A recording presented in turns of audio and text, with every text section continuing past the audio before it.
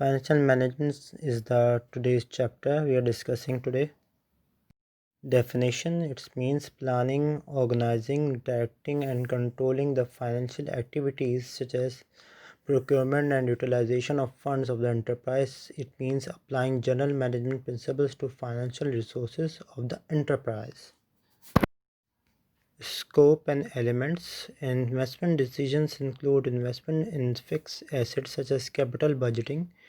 Investment in current assets are also part of investment decisions such as working capital decisions. Financial decisions, they relate to the raising of finance from various resources, which will depend upon decisions on the type of resources, period of financing, cost of financing, and the returns thereby.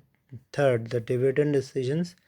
The financial manager has to take decisions with regards to the net profits distribution. Net profits are generally divided into two: divided dividend for shareholders, dividend and the rate of it has to be decided. Retained profits, amount of retained profit has to be finalized, which will depend upon expansion and diversification plans of the enterprise. Objective: it is generally concerned with procurement, allocation and control of financial resources of a concern. The objective can be number one, it ensures regular supply of funds to the concern. Second, it ensures adequate returns to the shareholders, which will depend upon the earning capacity, marketing price of the shares, expectations of the shareholders. Third, it ensures optimum funds utilization. Once the funds are procured, they should be utilized in the maximum possible way at least cost. It ensures safety on investment, that is, funds should be invested in safe ventures so that adequate rate of return can be achieved.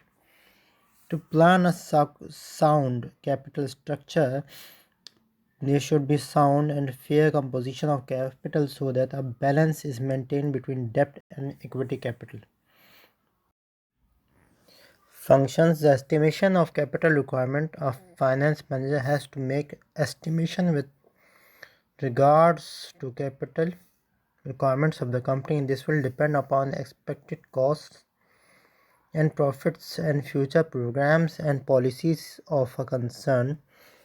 Estimation have to be made in an adequate manner which increases earning capacity of enterprise. Determination of capital composition. Once the estimation have been made, the capital structure have to be decided.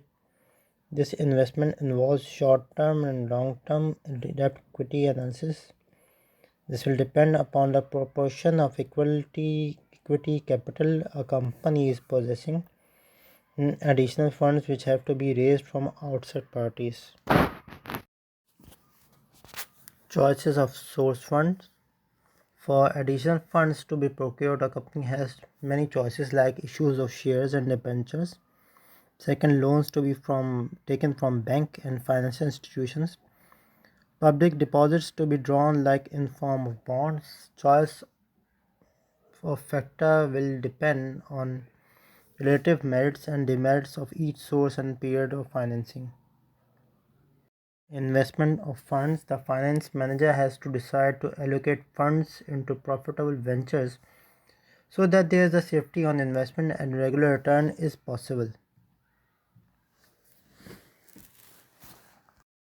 Disposal of surplus. The net profits decision have to be made by the finance manager. This can be done in two ways.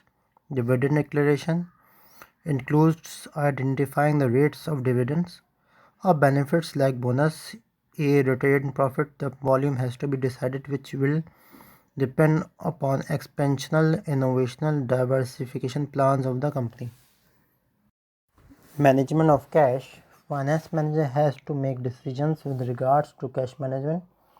Cash is required for many purposes like payment of wages and salaries, payment of electricity and water bills, payment to creditors, meeting current liabilities, maintenance of enough stock, purchase of raw material. Financial control. The finance manager has not only to plan, procure, and utilize the funds, but he has also to exercise control over finances.